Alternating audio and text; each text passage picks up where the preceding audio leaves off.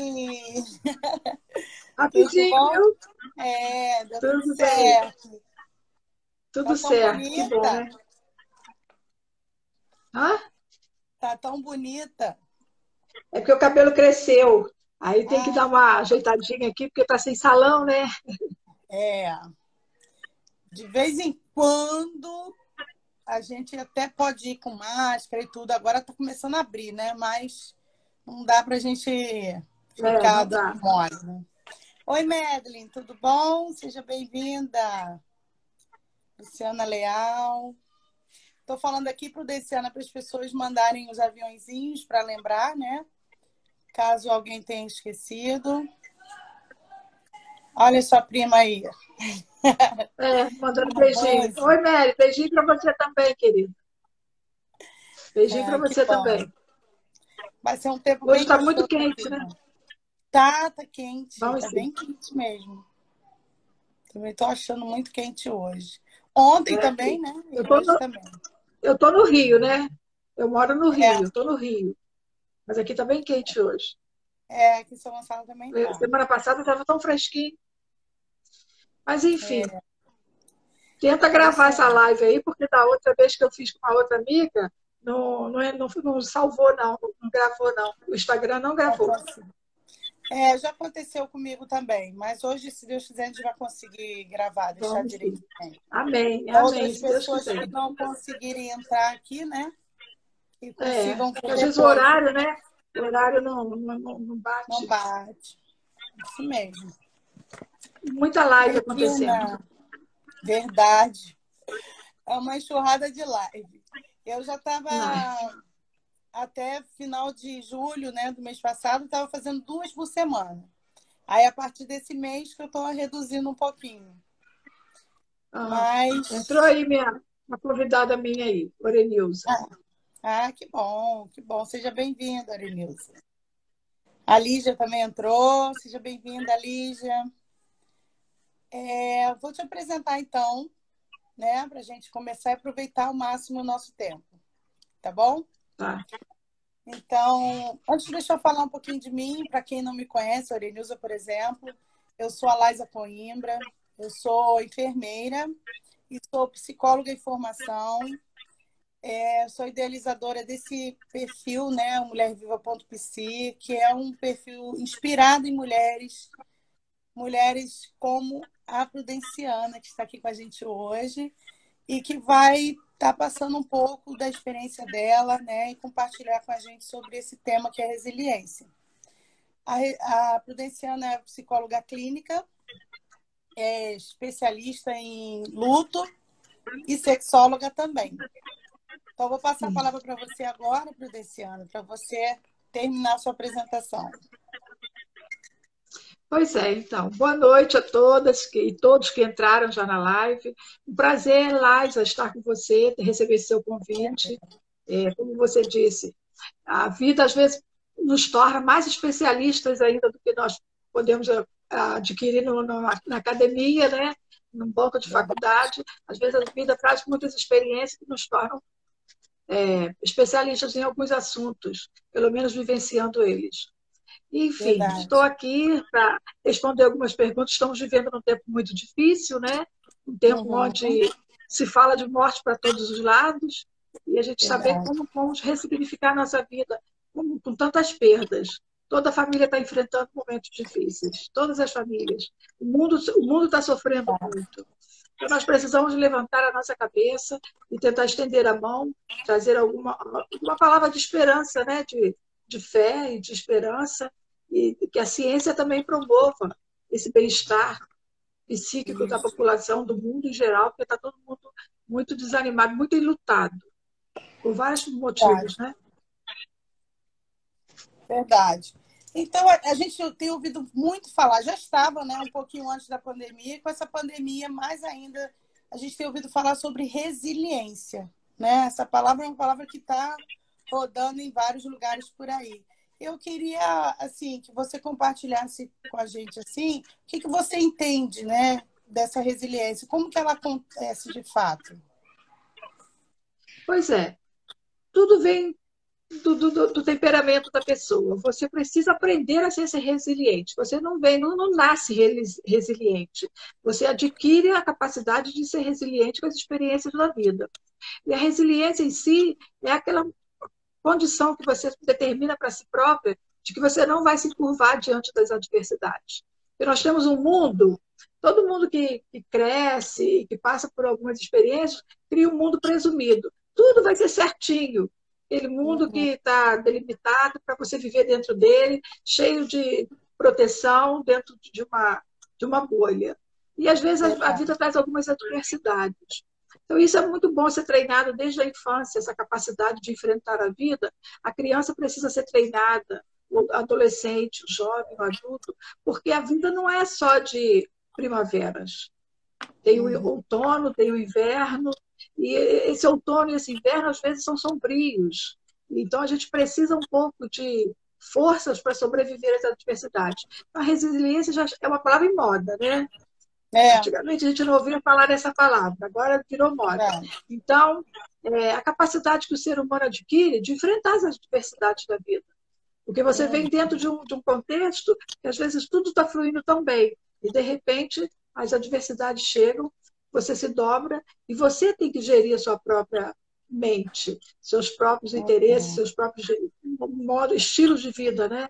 Então, ter resiliência é ter a capacidade de se refazer, de se ressignificar, mesmo diante de uma adversidade, de uma situação indelicada, uma situação delicada também, algo que vem nos sobreveio sem nós esperarmos.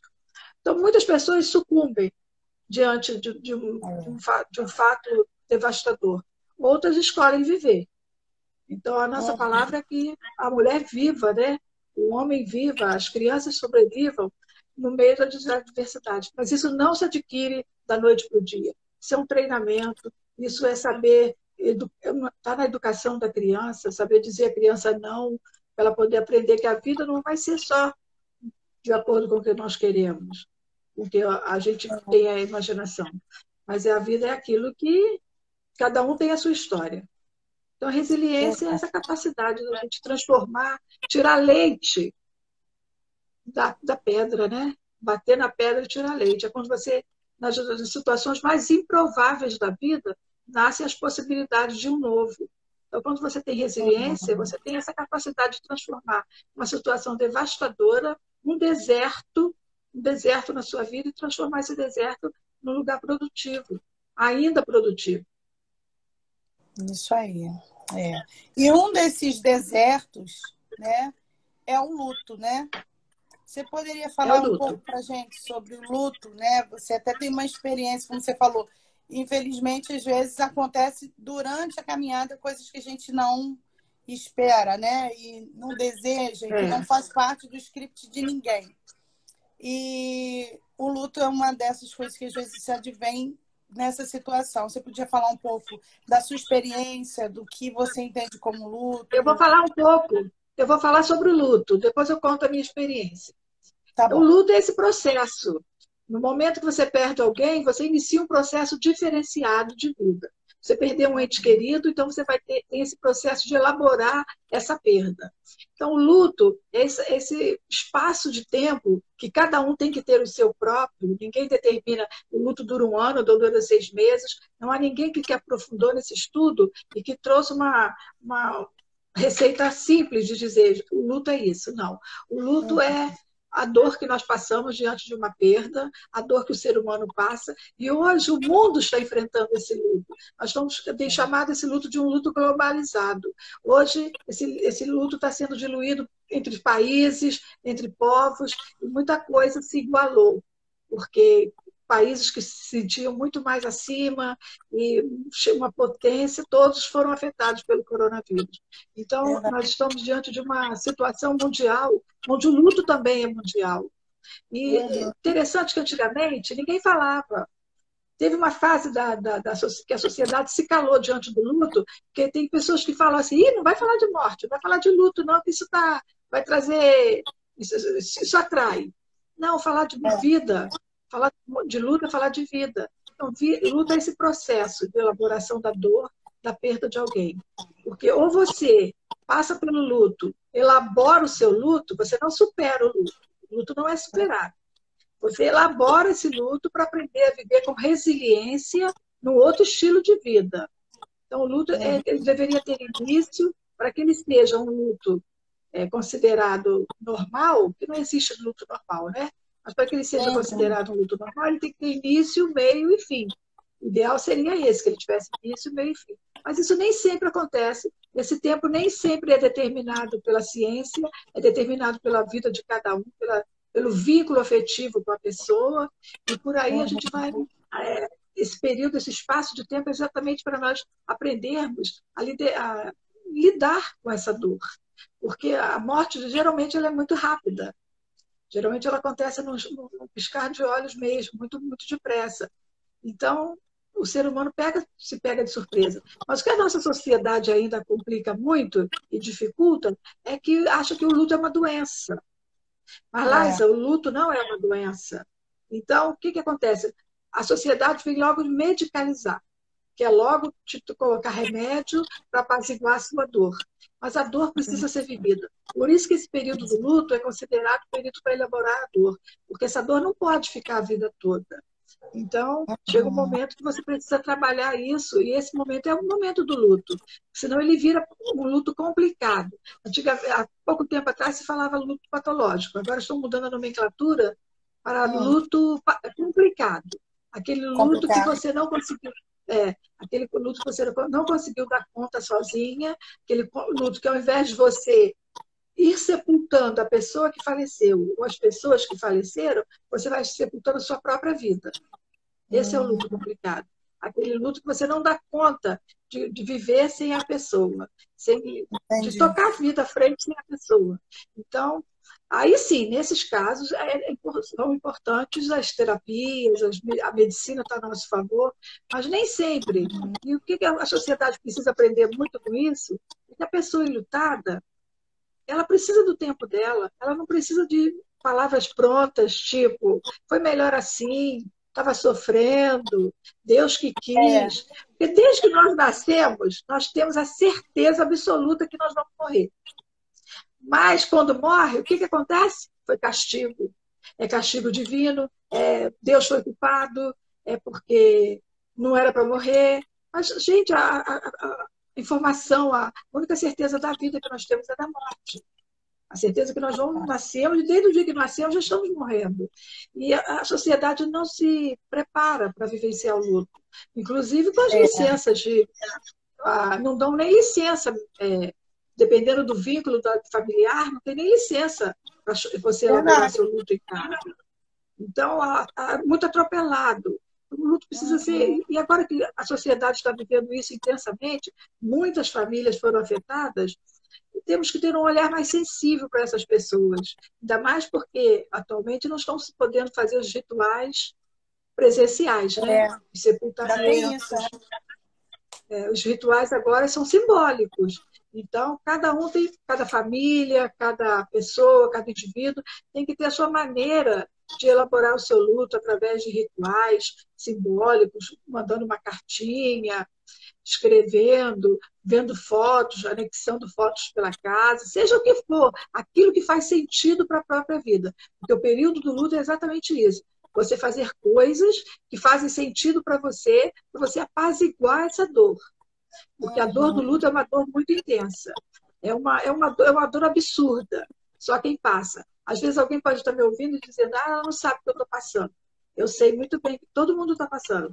Eu já perdi todas as esferas de vínculos familiares que alguém pode perder.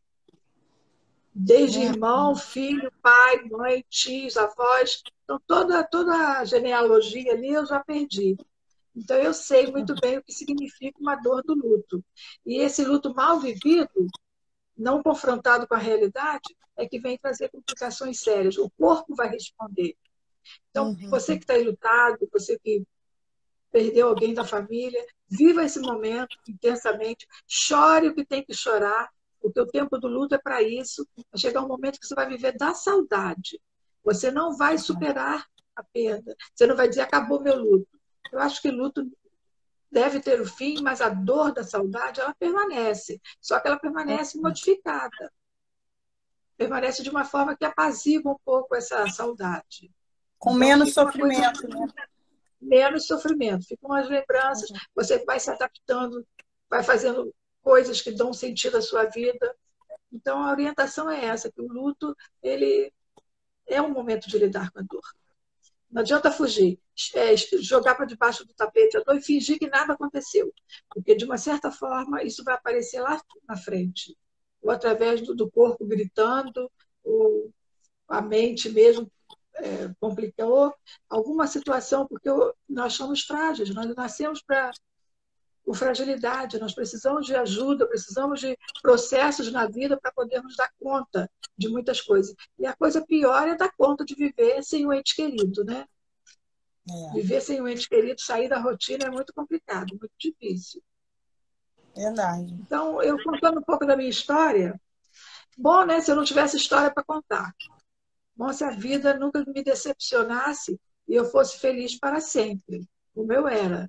Mas chegou um dia que muitas coisas começaram com o tempo, né? Um tempo que muitas coisas começaram a acontecer. Mas o que mais marcou a minha vida foi no dia 24 de julho de 2012, quando eu perdi minha filha num acidente de carro. Eu vou dizer para vocês, aquele momento foi um momento de muita dificuldade, muito dolorido, um momento onde ninguém gostaria de receber uma notícia por telefone de que sua filha estava morta numa estrada.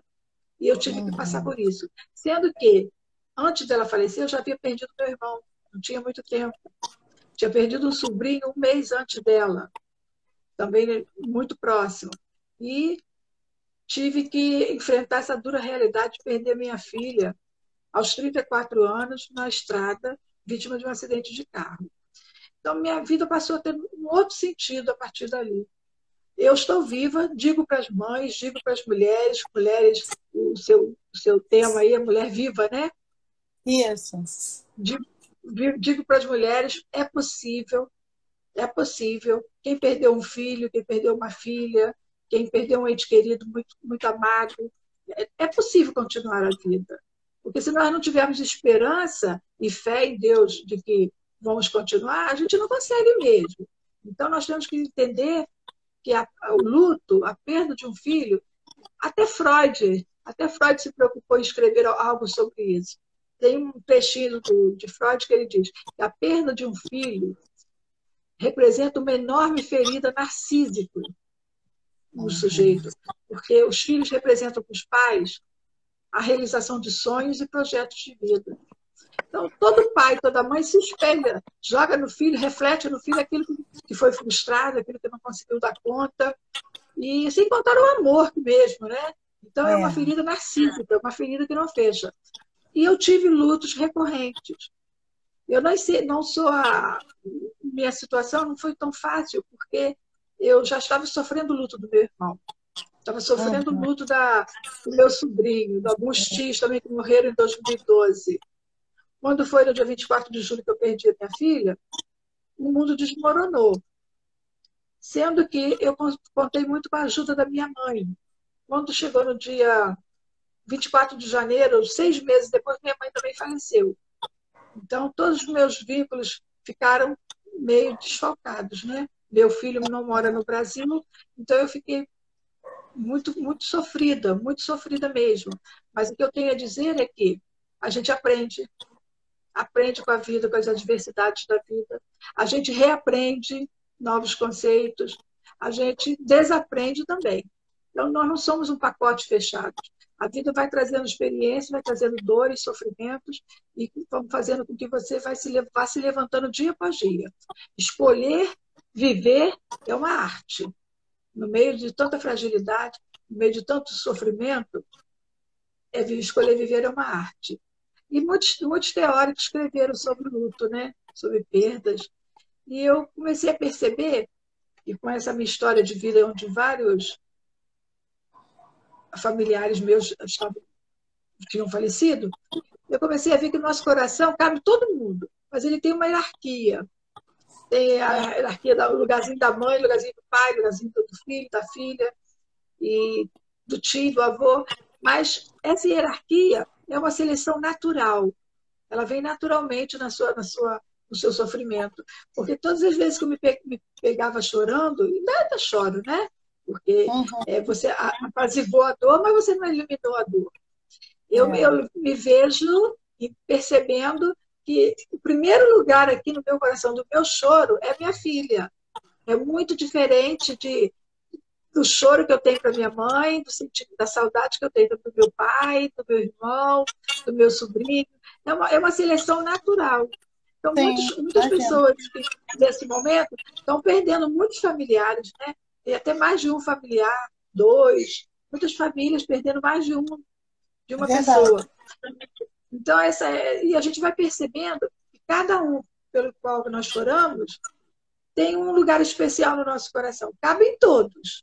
Quantos chegarem, cabem aqui dentro. O amor é grande, mas a dor, essa seleção natural, é diferente da dor do filho. Por isso que Freud escreveu que é uma ferida narcísica irreparável. Porque, de fato, conviver com a dor da perda de um filho é escolher viver. É colocar as mãos para cima e pedir a ajuda de Deus, é de lá que vem o nosso socorro, para podermos vencer, porque a ajuda terapêutica é muito importante. Eu participei, tenho ajudas até hoje, tanto eu ofereço ajuda, quanto eu recebo ajuda, porque é indescritível. Você não dá para descrever o que uma pessoa sente com a perda de um filho. Então, só quem vive nesse mesmo. processo todo. Só quem vive mesmo, né? Só quem vive mesmo. Então, nós estamos passando esse momento de redescobrir. Então, eu sempre penso assim, não posso pensar como a mulher de Jó. A mulher de Jó viu tanto sofrimento, ela viu tanta angústia, que ela sugeriu a Jó desistir, né? Então, o que eu tenho a dizer não vamos ouvir o que a mulher de Jó falou. Porque a mulher de Jó, ela também estava sofrendo, ela também havia perdido os filhos dela. Então, ela também vivia uma tensão, um momento de muito luto naquela ocasião. E ela foi e quase desistiu da vida. E ela sugeriu isso a Jó, né? Vamos desistir. Desiste porque não tem mais saída. Então, assim, não ouvir as influências que vêm, que diz, você não vai conseguir, você não é assim, não pode. Mas pode.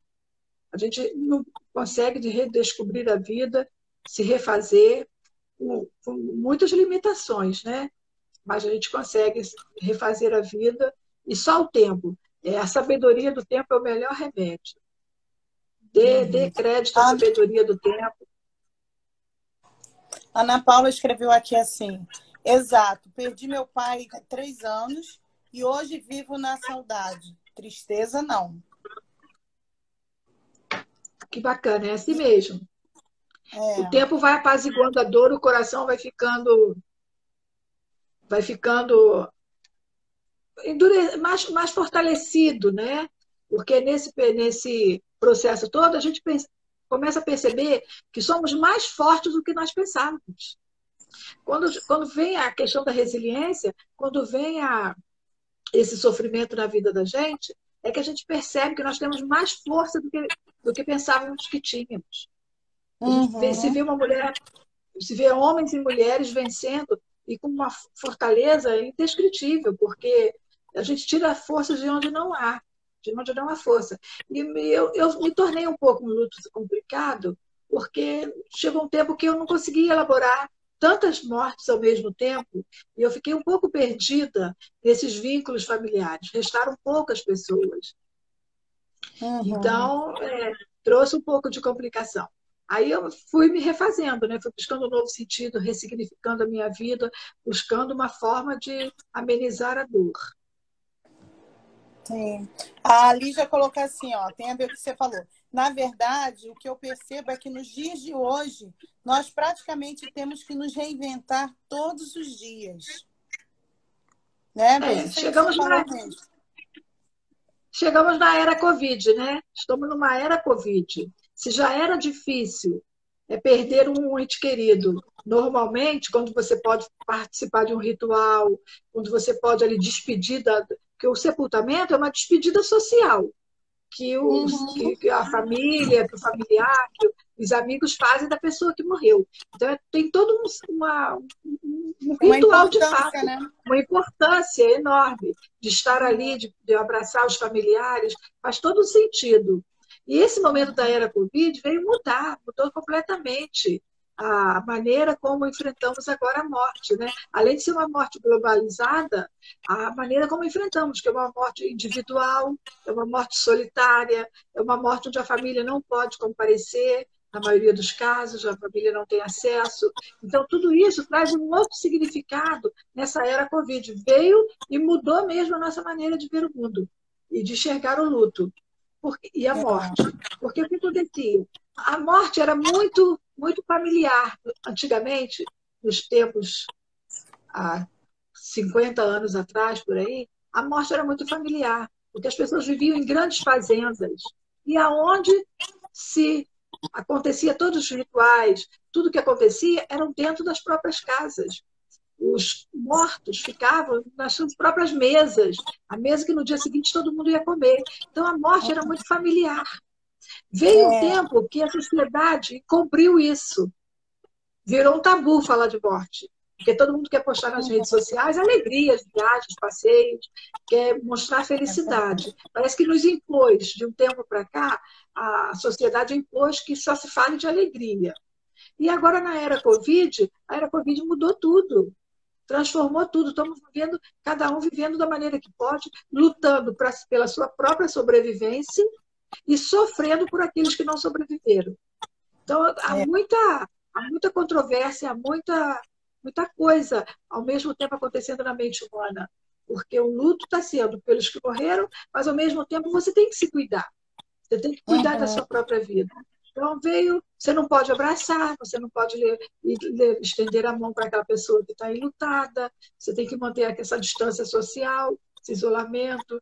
Então, tudo isso veio trazer um complicador. Porque se já era difícil viver o luto na nossa sociedade, que nos impõe alegria, agora, então, que não temos mais nem um dia do sepultamento oficialmente para celebrar isso e despedir oficialmente daquela pessoa, então as coisas ficam muito assim no ar, ficam muito soltas. E as pessoas estão sofrendo por isso. Pior, então, né?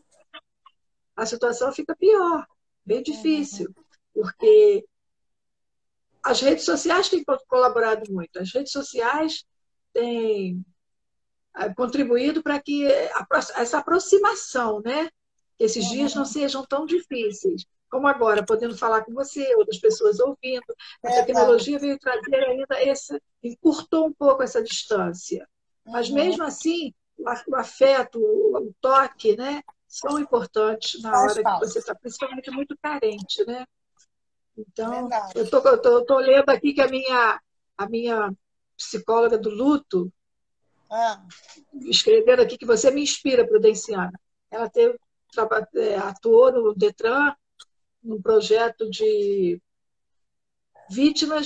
familiares vítimas de trânsito, de Nilda Cortes. Ela tem um projeto no Detran, e esse ano está meio complicado de dar andamento, mas vamos ver como vai ficar. E ela trabalha exatamente com pessoas que perderam familiares no trânsito. É um projeto que o Detran oferecia até o início do ano. Esse ano não tivemos, não. Interessante. Mas eu não sou inspiração, não. Eu acho que eu não sou inspiração. Eu apenas escolhi viver, Laisa. Eu fiz uma escolha pela vida. Porque a morte de um filho representa muita coisa. Filho não é pouca coisa, não. Filho é muita coisa. Filho é um pedaço de si. É um pedaço. Então você tem que escolher, porque nesse grupo mesmo que nós participamos, que é um dos grupos que eu tenho como apoio terapêutico, essa rede de apoio lá do Detran, muitas mães ali nós já tivemos informações que não suportaram a dor de perder um filho. E muitas também que estão conseguindo passar por isso, né? E com ajuda terapêutica, conseguindo sobreviver. Então, temos que escolher. E nessa hora entra a nossa fé, né? A fé em Deus faz toda a diferença, né? Faz toda a diferença. A fé em Deus, a fé de que cada um buscar naquilo que crê, porque a ciência está a nosso favor, mas a fé acima de tudo, para poder mover a nossa vontade de viver. Agora, as escolhas são pessoais. Eu poderia ter escolhido desistir, desistir de tudo, mas eu escolhi viver. E escolhi dar um novo sentido à minha vida. E fui fazer coisas que me dessem novos sentidos. Eu ia te perguntar isso, né? Como que pode ser esse dia a dia depois da perda de um ente querido, principalmente de um filho, né? Como foi o seu caso. E entender o que te levou a escrever esse livro, que eu, aliás, comprei. Ah, que lindo! Obrigada! Na época eu comprei esse e comprei mais 3, que aí eu presenteei a minha mãe e mais 2 amigas. E aí eu queria entender, que você compartilhasse aqui com a gente o que te levou a escrever esse livro, né? Se isso foi uma forma de você ressignificar, né, tudo que tinha acontecido. Bom, eu comecei escrevendo esse livro de uma maneira assim muito tranquila, porque foi um convite pessoal. Eu queria desabafar a minha dor, confrontar a minha dor. E de repente eu fiquei sem mãe, minha filha que era minha confidente, meu filho também morando fora. Eu comecei a escrever algumas experiências do meu cotidiano, porque levantar todos os dias estava sendo muito difícil. E eu comecei a anotar. Então foi um convite que eu mesma me fiz para confrontar a minha dor. Também comecei a anotar algumas experiências assim, bem interessantes que eu percebi que era do mundo sobrenatural. Era Deus mesmo me ajudando, me dando forças e eu conseguindo seguir a minha vida. Eu achei experiências maravilhosas. Entre elas eu coloquei no dia, uns 3 dias após o sepultamento da minha filha, eu estava deitada na minha cama e eu tive uma experiência espiritual tremenda, profunda. Por isso que eu digo, a fé move muita coisa, a fé ajuda muito. Você precisa se segurar naquilo que você te dá esperança, aquilo que você crê. E eu estava deitada, eu nunca briguei com Deus, eu nunca me zanguei com Ele porque Ele levou minha filha. Como eu disse no início, nós sabemos que esse dia para todo mundo vai chegar. Não adianta querer fugir que o dia chega. Todas as famílias sofrerão a dor da perda, sendo de que forma foi, que tempo for. Mas o que nós precisamos entender é que não é castigo de Deus, porque a sociedade cobra como se fosse castigo e começa a brigar com Deus e achar que não podia ser dessa forma. Mas se vai morrer um dia, claro que na hora a gente não entende isso a parte de um filho como uma coisa com a permissão de Deus. Mas com o tempo você vai amadurecendo e não tem resposta, não. Mas você consegue se acalmar e entender que nós não temos nada que podemos acrescentar na nossa vida. E eu estava deitada conversando com Deus, não estava brigando com Ele. Eu conversando com ele, questionando assim, né? Porque eu estava passando por aquilo, que eu estava muito triste, que eu estava sentindo muito, que eu não sabia como eu ia enfrentar a vida após aquele dia, aquele tempo, como que eu ia sobreviver. E eu perguntei para Deus, como eu vou sobreviver? Uma pergunta que eu fiz a ele, como que se sobrevive sem uma filha? Aí uma voz veio no meu ouvido esquerdo, uma voz, eu estava acordada, e uma voz disse para mim, não deu a resposta que eu queria, mas eu ouvi que era algo que vinha do céu, era de Deus para me dar conforto naquela hora. E falou assim no meu ouvido, eu adormeci sua filha na terra, para ela acordar comigo no céu.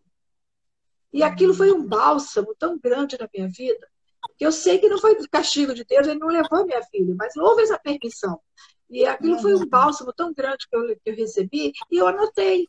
Eu escrevi essa experiência, como eu me senti a partir dali, entendendo que os mistérios da vida que a gente não explica.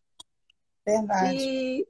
E com isso que eu comecei a escrever, eu fui vendo tantas outras providências, tantos outros sentidos que eu estava encontrando na minha vida, que eu achava que eu não tinha mais, e eu comecei a contar as minhas experiências de vida.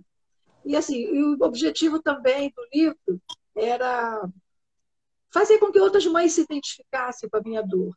Porque é uma dor muito parecida, cada um tem. Dor é dor, né? Cada um tem a sua, né? Não adianta dizer que porque eu passei por isso ou aquilo. Nunca vai ser igual.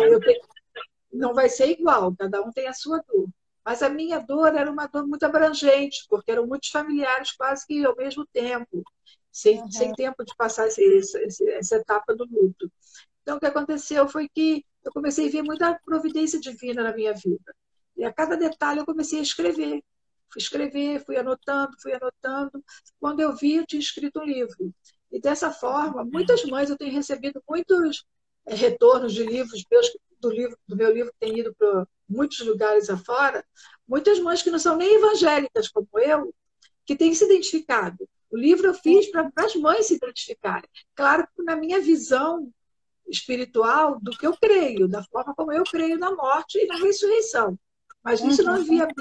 viabiliza de outras mulheres se identificarem também, mesmo que elas creiam de outra forma. Mas a dor humana, a dor materna, o luto materno, é muito parecido, né? Esse vazio que fica, que precisa ser preenchido com boas ações, com ressignificados importantes, cada um vai fazer do seu jeito.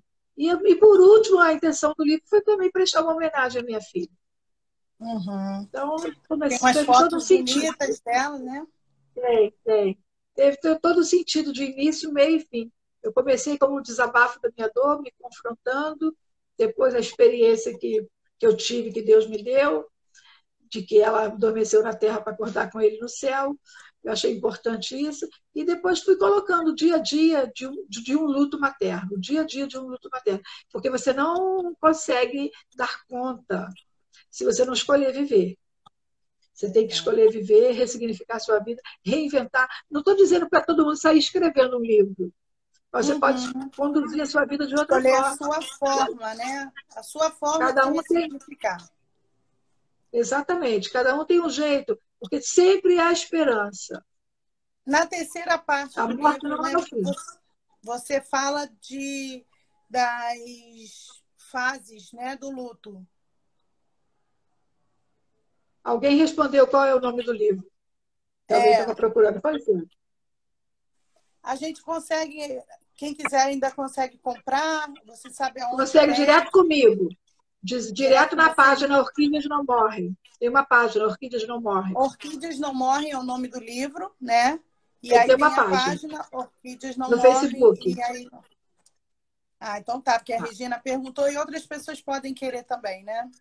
Depois você Eu pode queria dar meu compartilhar. WhatsApp. E pode mandar no direct também, pelo próprio Instagram, É, né? que eu Eu envio queria pelos falar aqui correios. nos comentários da Renata. Ela disse que perdeu o esposo, ela tinha 3 anos de casada, tinha uma filhinha de 10 meses, e ela sofreu muito, né? E sabe muito bem como é essa dor, mas não se revoltou com Deus quando perdeu o esposo, né? Foi fortalecida pela fé, né? E pediu, onde teve forças, né, em Deus para cuidar da filhinha dela. Obrigada, Renata, por compartilhar aí, tá bom? Que bom, É, Renata. Que você outras tem algo pessoas. bom para contar. Você foi à luta. Isso aí. Eu ia pedir para você falar das fases do luto rapidamente, né? Porque também nosso tempo é curto, mas só porque você fala no livro ali, eu lembro, e aí só É, porque cada pessoa vai passar pelo luto no tempo que for de cada um, que você já falou isso aqui com a gente, né? Mas ele tem algumas sim. fases, não é isso? Tem a fase. A primeira delas é a negação, né? Quando você recebe aquela notícia e você não acredita que isso está acontecendo com você. Ainda mais um mês depois da morte de um sobrinho. Então você se Uhum, desespera. Eu fui de Niterói a Araruama não acreditando no que eu estava indo ver, apesar de já ter as informações. Então, uhum, você nega, você não aceita. Essas fases do luto, que são descritas por alguns teóricos, inclusive a Elizabeth Kubler-Ross, elas falam muito da negação, da raiva, da barganha que você faz com Deus, que queria ir no lugar da pessoa, e aí ela fica viva. E você tem a fase que você enfrenta a depressão, e tem a fase que você começa a aceitar que seu coração apazigua a dor. Então, assim, a primeira fase é a negação. Eu percebi muito bem essas fases no meu estágio de luto. De repente, eu retornava, porque como foram lutos recorrentes, eu voltava a uma estaca zero novamente.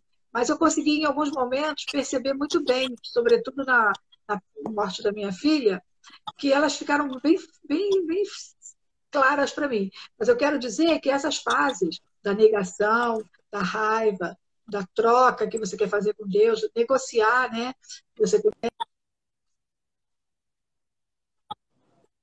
vê que realmente o seu querido não vai voltar, e até você chegar na fase da aceitação, são processos muito lentos e de muito vai e vem, muita gangorra. Uma hora você está aceitando, de repente você começa a...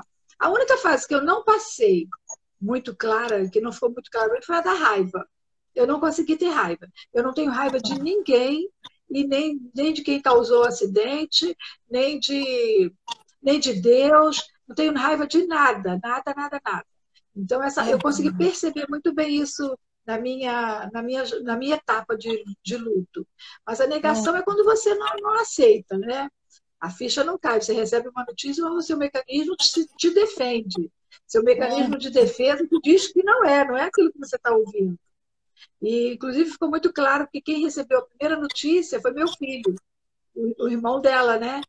E quando ele recebeu a notícia, ele ligou para mim, perguntando se eu estava com ela. Eu falei, não, ela está na estrada voltando de Búzios.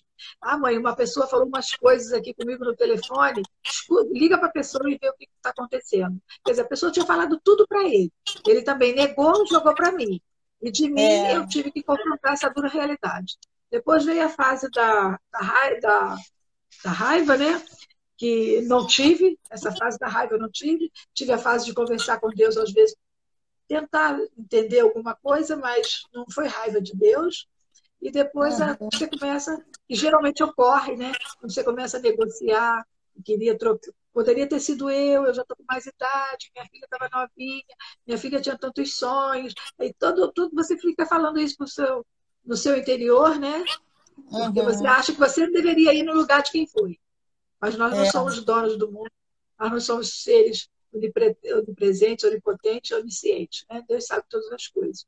E depois, quando você aceita, essas fases, quando você aceita, você começa a elaborar que aquela pessoa não volta, que a realidade é aquela, dura, mas é essa que você vai ter que enfrentar.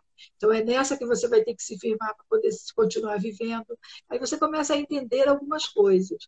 E começa a dizer mesmo para si, não tem jeito, eu vou ter que viver. Então, essa dor passa a ser saudade. Essa saudade que você decide que você vai viver da saudade, que são as boas lembranças daquele amor que ficou na sua vida.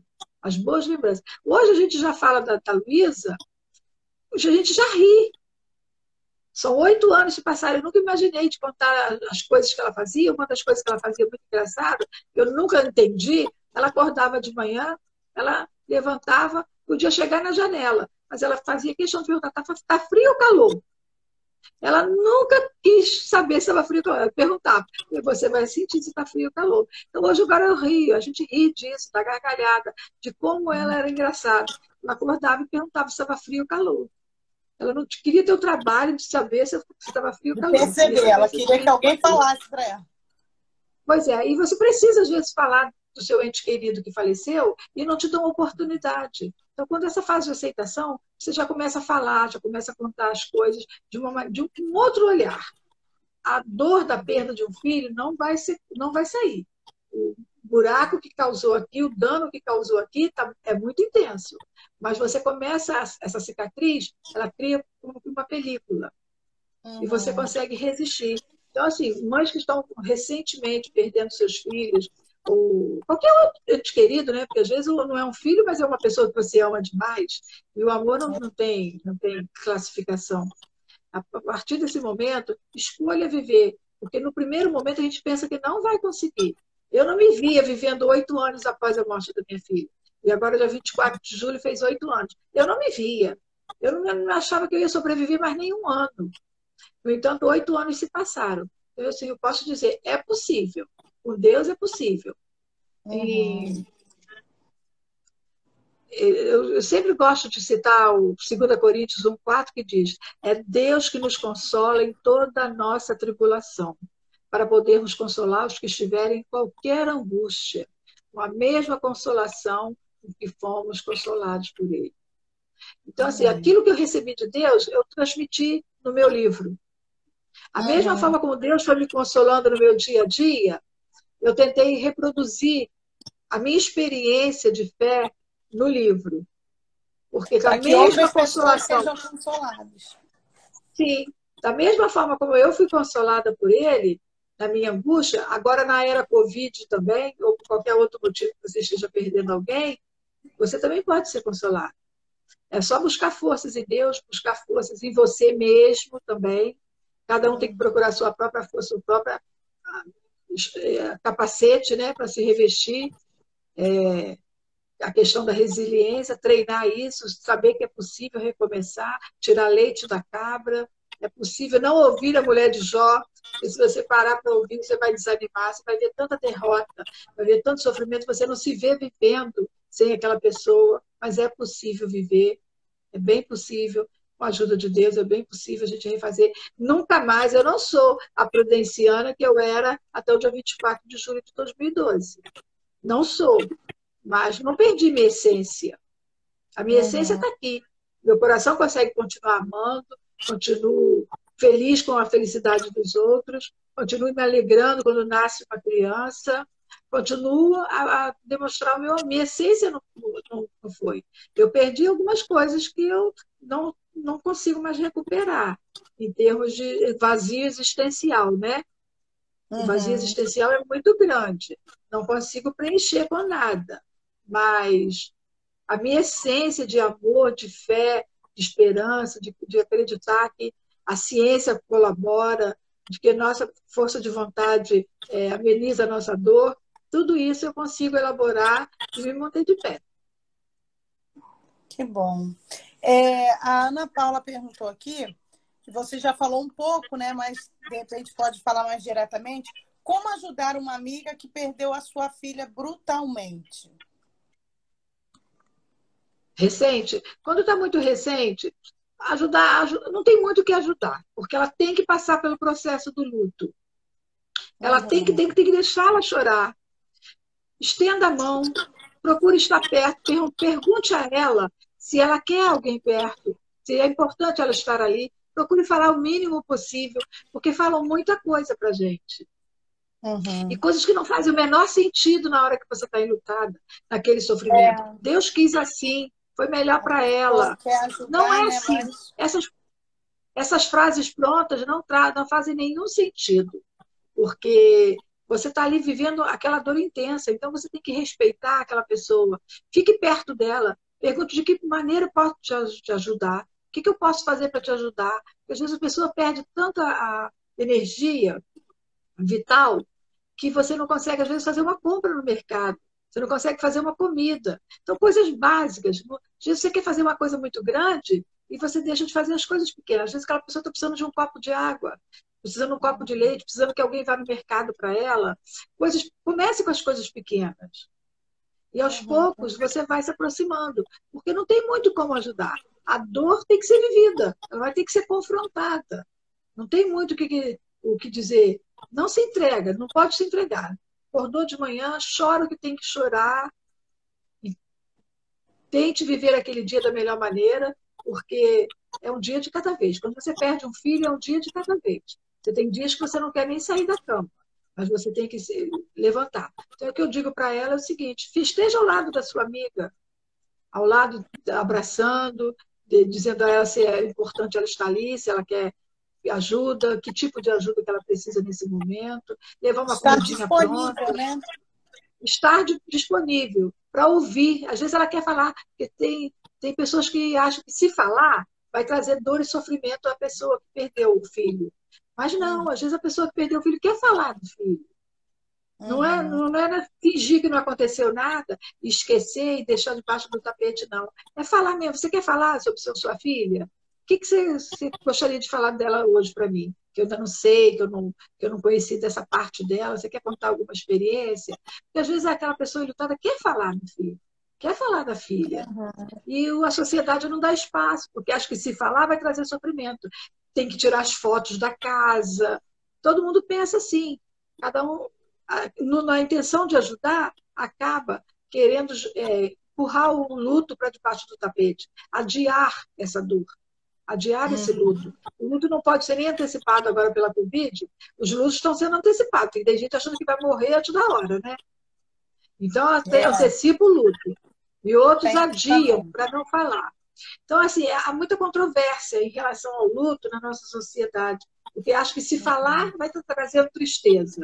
Mas às vezes a gente quer ouvir falar. É tão bom quando alguém fala alguma coisa da minha filha, que sentido que fez para a vida daquela pessoa, quando alguém conta alguma experiência de que viveu com ela. Hoje a gente conta e já ri, porque ela era muito engraçada. Então a gente já conta, já consegue até rir das coisas que ela fazia. Principalmente se está frio, se está calor. Quer dizer, coisas básicas. E a gente já acha engraçado essas coisas. Mas na época, a gente fica muito sem norte, né? Sem uma direção. Então, esteja ao lado, esteja presente, ofereça seu ombro amigo e fale menos possível. Porque às vezes as palavras machucam. Não fazem o menor sentido naquela hora que você está sofrendo. Não faz o menor sentido. A Poliana Temos quantos minutos aí? Poliana perguntou: as dores da alma pelo luto podem se refletir em dores físicas? Totalmente. Nós não somos seres fragmentados. Nós somos os seres inteiros. Nós temos mente, alma, corpo e espírito. Temos tudo. Uma coisa está ligada com a outra. Se você não elabora o luto, se você não tem esse processo de luto bem feito, tempo para chorar, tempo de derramar suas angústias ali, isso vai refletir no seu corpo. O corpo vai responder, vai somatizar. Então, muitas dores da alma, sabe, refletem no corpo completamente, somatiza. É pressão alta, tantas outras coisas. Mesmo assim, mesmo chorando, mesmo fazendo luto, você sabe que o luto traz algumas consequências. Na perda de um ente querido, traz muitas consequências na vida de uma pessoa. Mas precisa entender que reflete no corpo completamente. Nós somos seres inteiros. Tudo nosso, até a unha do pé, se tiver um problema, às vezes dá dor na cabeça. A infecção está no pé, mas a dor está na cabeça. E por aí, nós precisamos saber que todas as coisas da nossa vida precisam ser muito bem elaboradas, as fases da vida, para poder superar, né? Para poder vencer de cada um, elaborando assim. Tem uma frase que diz que a mente sabe direitinho, a alma sabe direitinho o que fazer para viver bem, né? O desafio é silenciar a mente para poder ouvir. E a alma sabe direitinho o que a gente vai fazer. Cada um sabe direitinho aonde vai ressignificar a sua vida, aonde vai buscar força, de onde vai tirar leite da pedra. Cada um sabe direitinho, mas às vezes a gente está tão sofrida, o sofrimento é tão grande na hora da perda, que você se perde e não vê um caminho, não vê uma esperança. E a sua mente fica muito desafiada, há muito barulho. Então pare, relaxe, pense. É possível. É possível viver sem um filho. É possível viver. Se você não foi, é porque não era a sua hora de ir. Então é possível a gente refazer a vida e valorizar as pessoas que estão próximas, Laísa. Porque às vezes, quando perdemos uma pessoa querida da família, sobretudo um filho, você concentra toda a sua energia naquela perda. E esquece que as pessoas que estão ao lado também podem ser importantes para você, que aquela pessoa não vai voltar mais. Então, não deixe de valorizar os bons momentos. Pelo contrário, a perda de alguém sirva como lição para a gente valorizar ainda mais os bons momentos em família, com as pessoas que a gente ama. Dê mais atenção a quem está perto de você.